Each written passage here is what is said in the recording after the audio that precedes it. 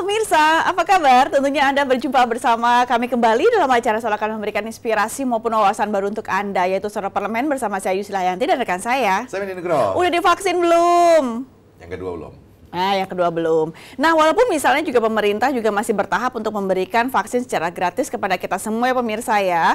Baik itu juga yang pertama adalah diprioritaskan saat ini kan para lansia ya. Para lansia ini penting. Nah, kalau dilihat juga vaksinasinya juga atau vaksinnya juga diberikan tidak hanya misalnya kita daftar ke puskesmas saja, tapi ada beberapa juga loh, beberapa titik-titik di mall itu juga dibuka untuk vaksin para lansia. Jadi memudahkan. Memudahkan. Jadi memang sudah mulai dilakukan vaksin selain lansia ya diutamakan, terus kemarin sudah tenaga medis, kemudian beberapa wartawan atau para jurnalis ini sudah mulai, mungkin beberapa tempat juga sudah didaftarkan. Mungkin Anda sendiri juga apakah sudah melakukan pendaftaran, kapan jadwal mulai divaksin, harus dicatat jamnya terutama juga, jangan sampai menimbulkan kerumunan yang banyak. Nah, tapi kalaupun misalnya juga Anda sudah masuk dalam program vaksin tersebut atau sudah divaksin, ini jangan lepas ya, jangan pernah lepas yang namanya menggunakan masker dimanapun kita berada. Mulai juga Anda harus menjaga jarak, pemirsa, begitu juga menggunakan masker, rajin cuci tangan. Ingat ya, kurangi yang namanya mobiling ataupun berinteraksi dengan banyak orang, apalagi yang namanya kerumunan, harus dihindari yang namanya kerumunan. Ini yang harus kita lakukan bersama pada saat kita mematuhi protokol kesehatan yang memang sudah diberlakukan. Nah, pada saat ini pemirsa, untuk memulai Suara Parlemen edisi pada hari ini, kami akan memberikan dulu beberapa headline media online yang terbit hingga saat ini. Kami masuk ya dalam headline media online.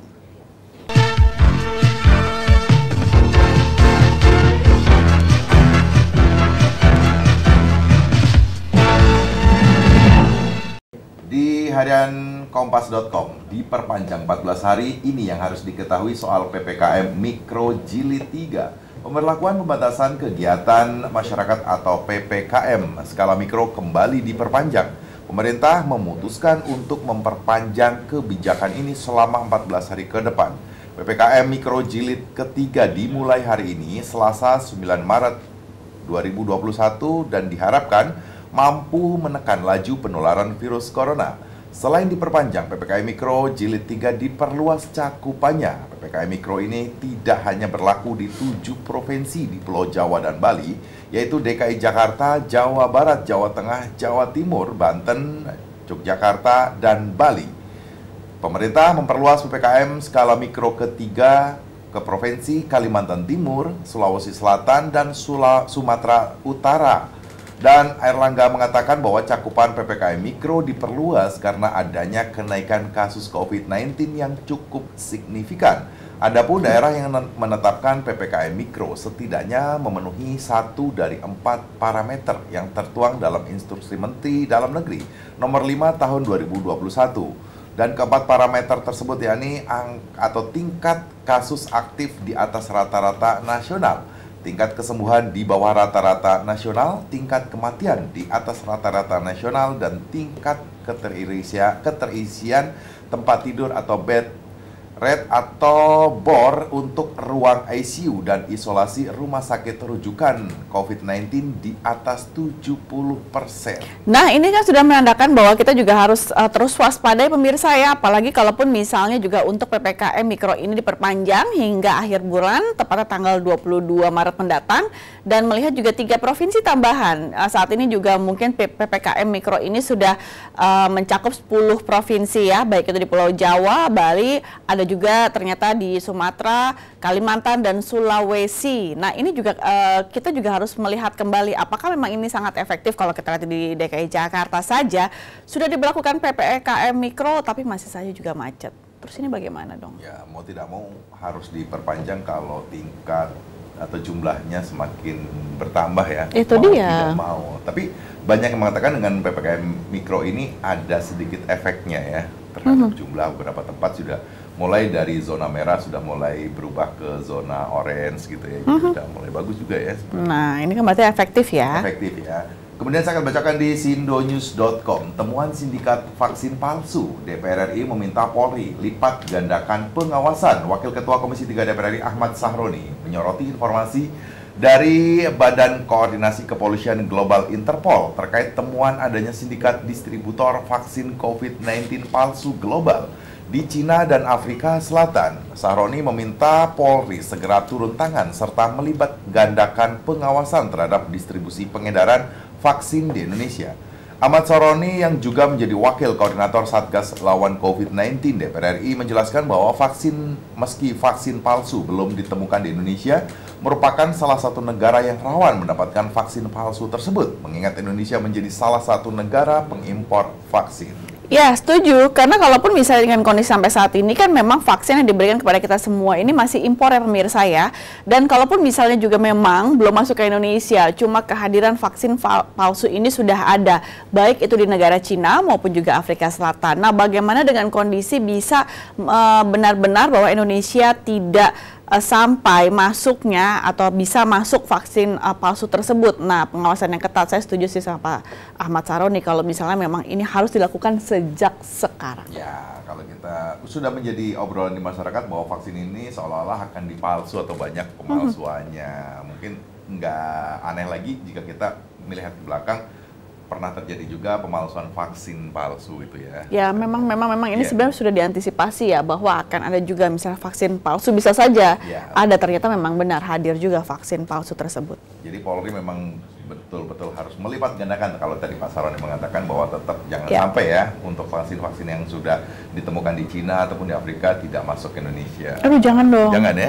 Jangan sampai. Kemudian di cnnindonesia.com, Kejagung sita 179 hektar tanah bentrok terkait korupsi Asabri. Kejagung menyita tanah seluas 179 hektar milik tersangka kasus dugaan korupsi PT Asabri Persero Beni Cokro Saputro. Ratusan hektar tanah tersebut berada di Kabupaten Bogor, Jawa Barat, dan Direktur Penyidikan pada Jaksa Agung Muda Pidana Khusus Febri Adriansa mengatakan bahwa penyitaan itu dilakukan usai pihaknya memeriksa Ketua KSO Duta Regensi Kurnia Metropolitan Tan Kian sebagai saksi pada Senin 8 Maret kemarin, dan menurutnya penyidik menemukan bukti keterkaitan hubungan kerja sama bisnis antara Benyok dengan pengusaha tersebut. Penyidik bakal segera memasang plang penyitaan di lahan tersebut, dan Febri menyebut penyidik tengah mengusut relasi Benyok dengan Tan Kian. Pihaknya menduga Tan Kian membantu terdakwa kasus Jiwasraya itu dalam melakukan pencucian uang. Banyak sekali kalau misalnya kita katakan ratusan hektar ya pemirsa ya, ini juga tidak tahu kan nantinya juga diperuntukkan untuk apa kalau misalnya waktu itu kasus Jiwasraya ini tidak terungkap. Jadi kalaupun misalnya saat ini satu demi satu secara bertahap perlahan-lahan semua jadi terungkap ya dengan kasus korupsi daripada kasus Jiwasraya. Ya, dan ini jumlahnya lumayan besar ya, tidak sangat hanya besar, triliunan sekali ya. Riset juga sama aparat penegak hukum baik Polri, Kejaksaan ini untuk bisa menyelesaikan kasus ini dengan benar ya, atau diusut tuntas semuanya. Ya, dan harus diungkap dengan secara luas-luasnya ya, ataupun misalnya juga masyarakat juga perlu juga transparansi untuk masalah kasus ini agar tidak juga terjadi di kasus-kasus lainnya. Dan pemirsa, pada hari ini tentunya juga kami akan memilihkan tema kepada Anda setelah ini karena kami harus jeda terlebih dahulu. Nah, kami juga ambilkan temanya yang berkaitan juga tadi ada di headline media online di Kompas, yaitu juga mengenai dengan PPKM Mikro ini memang kembali diperpanjang hingga akhir bulan Maret ini atau sekitar tanggal 22 Maret mendatang. Jangan kemana-mana, masih bersama kami tentunya di Suara Parlemen.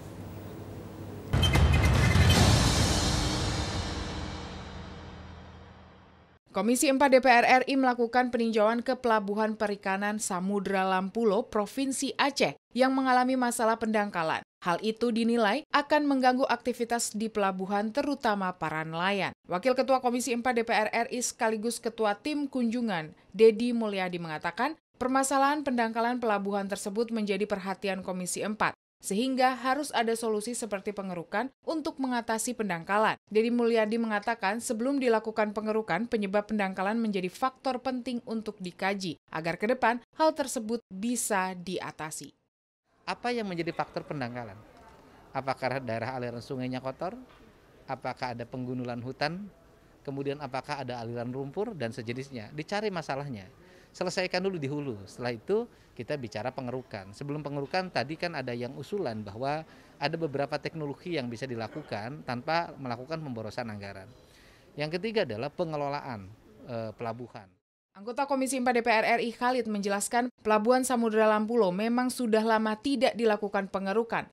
Khalid mengatakan perlu adanya detail engineering design atau DID pelabuhan yang mendalam agar nantinya anggaran yang telah disepakati sebesar 50 miliar rupiah melalui APBN perubahan bisa dimanfaatkan dengan maksimal dalam mengatasi masalah pendangkalan ini. Kita sepakat untuk floating anggaran 50 miliar dengan harapan Dinas Perikanan yang ada di Aceh melakukan DID yang baik agar 50 miliar yang akan kita dorong dalam tahun ini dalam APBNP nanti bisa bermanfaat maksimal. Dari Provinsi Aceh, Dodi Muharam, TVR Parlemen melaporkan.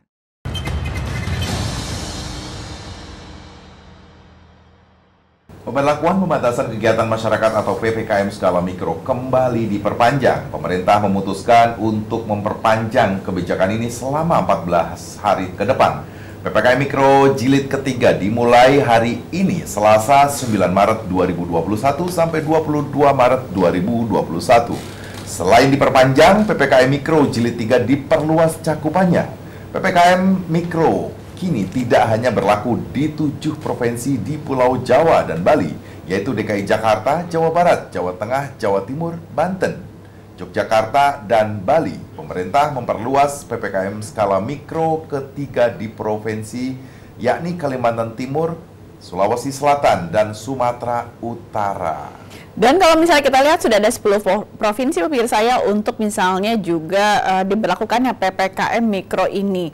Tapi kalau misalnya nih ya secara pribadi saya misalnya memang melihat dengan kondisi diterapkannya juga PPKM Mikro ini, nanti ke depannya bagaimana ya? Kalau kita lihat kan juga pusat perbelanjaan ini juga sudah mulai di atas jam 7 malam tutupnya.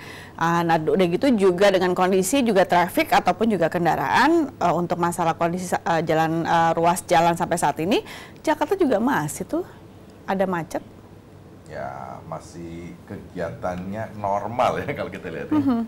Tapi beberapa tempat sih sudah mulai dilakukan agak sedikit pengetatan, atau kalau dari sisi pengawasan banyak sekali kalau kita lihat di media-media atau berita-berita ada mal-mal atau tempat-tempat rumah makan yang ditutup karena mereka sudah melanggar aturan, misalnya sudah beberapa kali diingatkan akhirnya ditutup secara permanen ataupun tidak boleh dibuka kembali.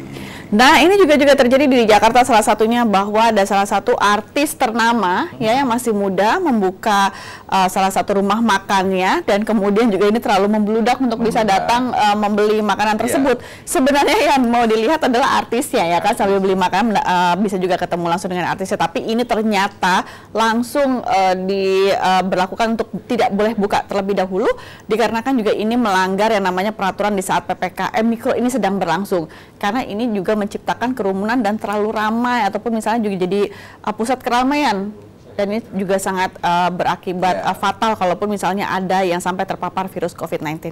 Ya, tapi apakah memang diberi peringatan dahulu atau langsung ditutup sebenarnya? Nah, sebenarnya peringatan dulu ya, peringatan dulu, tapi restorannya tidak boleh buka sampai waktu yang ditentukan, karena juga ini langsung ditutup ataupun juga langsung mendapatkan peringatan di tempat oleh Satgas COVID-19. Ya, jadi mungkin ini sebagai masukan juga bahwa kita tidak boleh lagi melakukan atau mendatangkan kerumunan, misalnya mungkin kita semua atau mungkin Anda semua yang akan melakukan hajatan, misalnya anak, saudara, atau tetangga gitu kan, untuk diingatkan untuk tidak melakukan kerumunan misalnya, atau mungkin izin dulu ke Satgas Covid di lingkungan Anda berada, misalnya baik itu tingkat kecamatan, kelurahan, itu bisa dilakukan. Apakah diperbolehkan atau berapa jumlah maksimal bisa dilakukan misalnya acara yang akan diselenggarakan itu ya? Saat ini kan memang kan pemerintah kan sedang menggalakkan yang namanya program vaksin kepada seluruh masyarakat Indonesia. Ini memang diprioritaskan untuk beberapa provinsi yang tadi disebutkan. Kalau misalnya saya secara pribadi melihatnya bahwa 7 provinsi yang memang menjalankan PPKM Mikro ini merupakan provinsi yang terlebih dahulu untuk mendapatkan juga memang fasilitas vaksin ini. Dengan melihat juga sampai saat ini juga jumlah daripada yang terpapar virus COVID-19 semakin bertambah, dan bagaimana untuk misalnya juga kita menghadapi yang namanya juga nanti sudah mau masuk bulan puasa ataupun juga Hari Raya Idul Fitri. Nah, ini akan menjadi catatan penting pemirsa, apakah juga dengan adanya vaksinasi saat ini, program vaksin, dan kemudian juga nanti akan ada hari libur besar lagi. Nah, peningkatan bagaimana dengan kondisi terpaparnya virus COVID-19 Indonesia, berharapnya sih ini tidak semakin banyak. Jangan kemana-mana, masih bersama kami tentunya di Suara Parlemen.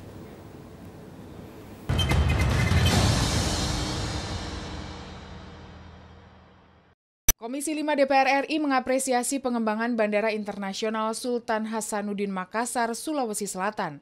Ditemui dalam pertemuan dengan Gubernur Sulawesi Selatan beserta jajarannya pada kunjungan kerja reses Komisi 5 DPR RI ke Makassar, Sulawesi Selatan, anggota Komisi 5 DPR RI Irwan menyampaikan pengembangan tersebut sangatlah tepat karena saat ini Bandara Sultan Hasanuddin hanya dapat menampung 7 juta penumpang per tahun.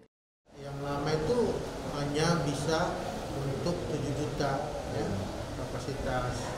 Sementara saat ini sebelum Covid kemarin udah 13 juta penumpang per tahun, sehingga sudah sangat tepat. Tentu yang perlu sekarang itu bagaimana sekarang bisa difungsikan, jangan mundur terus. Anggota Komisi 5 DPR RI Muhammad Aras menambahkan, pengembangan Bandara Sultan Hasanuddin dengan landscape yang baru dan lebih modern membuat bandara ini tidak hanya menjadi sarana transportasi, melainkan dapat menjadi daya tarik tersendiri bagi Provinsi Sulawesi Selatan yang dapat menarik minat wisatawan baik lokal maupun mancanegara. Ini menjadi ikon baru Sulawesi Selatan, sehingga di samping orang yang menggunakan bandara ini karena kebutuhan bisnis, tapi juga kunjungan-kunjungan pariwisata baik domestik maupun luar negeri bisa menikmati layanan yang insya Allah bisa lebih memuaskan para pelanggan atau pengguna jasa transportasi udara. Komisi 5 DPR RI melihat langsung pengembangan Bandara Sultan Hasanuddin sebagai bentuk pengawasan, mengingat pengembangan tersebut dibiayai APBN sehingga kualitas bangunan dan kecepatan pembangunan menjadi perhatian khusus. Dari Makassar, Sulawesi Selatan, Ferdian Nurrahman, TVR Parlemen melaporkan.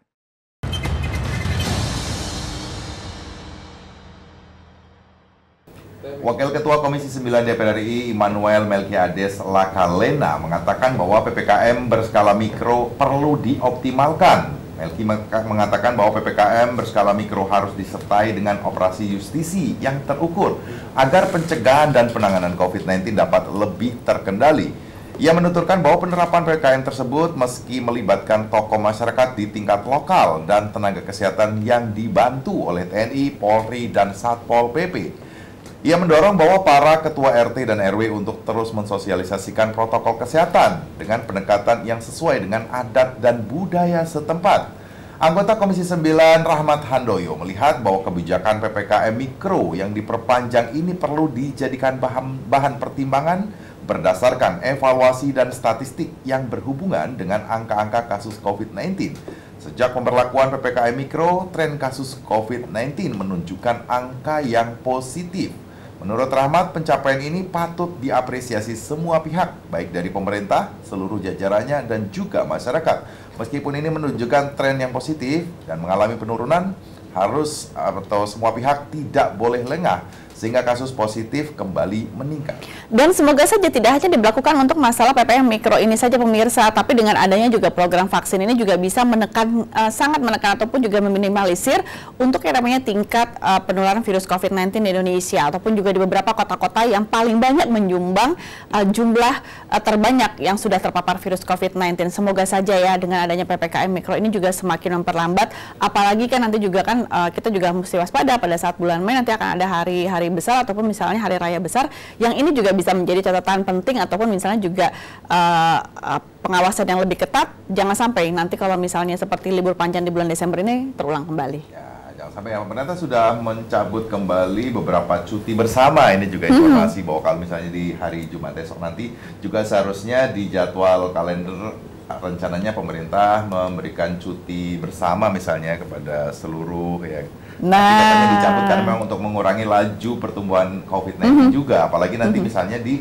libur bersama atau cuti bersama di hari raya Lebaran misalnya di bulan Mei nanti, katanya juga tidak diperbolehkan kembali untuk melakukan mudik lagi-lagi untuk kali kedua ya. Nah, apakah kita juga akan tetap disiplin untuk tidak melakukan mudik di tahun ini pemirsa? Kalaupun misalnya juga di tahun lalu kita sudah tidak melaksanakan mudik, apakah juga masih bisa untuk tahun ini juga masih bisa bersabar terlebih dahulu untuk tidak melakukan mudik ataupun pulang kampung di hari raya ataupun hari Lebaran di tahun ini? Bisakah? Karena kalaupun misalnya juga Anda bisa menahan ini dengan cara bahwa kita bertanggung jawab ataupun kita disiplin menjalankan juga PPKM Mikro di kota Anda dan kemudian juga menjaga untuk menahan diri tidak melakukan mudik terlebih dahulu, maka setidaknya kita juga sudah menyumbangkan untuk ikut meminimalisir atau menekan tingginya penularan virus COVID-19 di Indonesia. Ya, kita disiplin ya sampai tanggal 22 besok. Ya, kita harus ikut patuh, kita harus ikut pada peraturan. Lagi hasilnya ya. Betul, dan kita harus benar-benar juga ikuti semua peraturan PPKM Mikro selama 14 hari ke depan. Tidak hanya di 10 provinsi saja, harus di 34 provinsi harus sama-sama ikut menjaga ya. Dengan demikian Suara Parlemen edisi pada hari ini telah usai pemirsa. Saya Yusri Hayanti. Saya Beni Nugroho. Tentunya bersama rekan-rekan kami yang bertugas mengucapkan terima kasih atas perhatian Anda dan sampai jumpa.